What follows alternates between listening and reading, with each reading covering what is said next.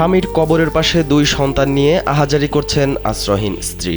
বাড়িতে আশ্রয় না পাওয়ায় সন্তানদের নিয়ে এভাবেই স্বামীর কবরের পাশে বসে আছেন সোনিয়া বেগম। বাঁশঝাড়ের নিচে জঙ্গলের মতো দেখতে নির্জন জায়গাটি এখন তাদের শেষ আশ্রয়স্থল। অন্ধকার রাতে মোমবাতির আলোয় চোখের পানি ফেলেই সময় কাটছে তাদের।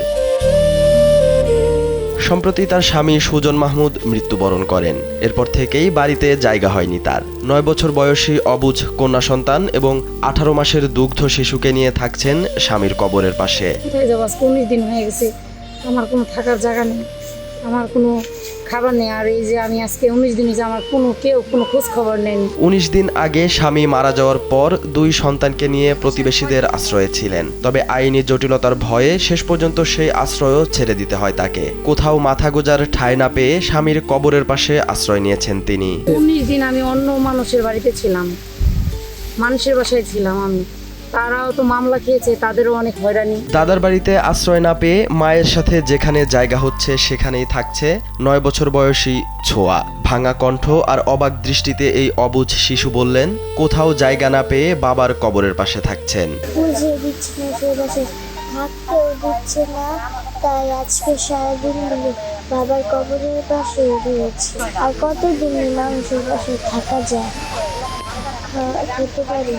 এমন হৃদয় বিদারক ঘটনাটি ঘটেছে গাজীপুর জেলার কালিয়াকৈর উপজেলার উত্তর লস্করচালা গ্রামে। ভুক্তভোগী নারীর অভিযোগ, স্বামীর মৃত্যুর পর শ্বশুর কফিল উদ্দিন তাকে বাড়িতে আশ্রয় দিতে রাজি হয়নি।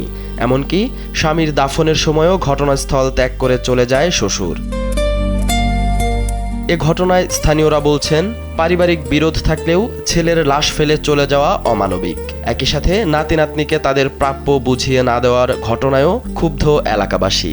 এই ছেলে সুজনের বাবা লাশটা দিয়ে গেছে, এখন আসে নাই। এলাকাবাসী এই জন্যই সব বিরূপ তার প্রতি, যে ছেলে চলে যাওয়া, লাশটা থেকে চলে গেছে, কিন্তু তার একটা মেয়ে থেকে গেছে, একটা ছেলে থেকে গেছে, তার অধিকার দিতেছেন। যেভাবে শান্ত হয়ে আমরা চেষ্টা করছি যথেষ্ট, কিন্তু আমরা কোনোভাবেই পারিনি, কারণ তাদের একত্র করতে পারি নাই ফ্যামিলি।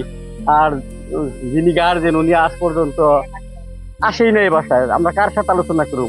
বাবা হারানো 9 বছরের ছোঁয়া বলেন, তার ছোট ভাই ও মাকে নিয়ে দাদুর বাড়িতে থাকতে চান। অথচ ছেলের লাশ রেখে চলে যাওয়ার পর থেকে এখনো বাড়ি ফেরেনি কফিল উদ্দিন।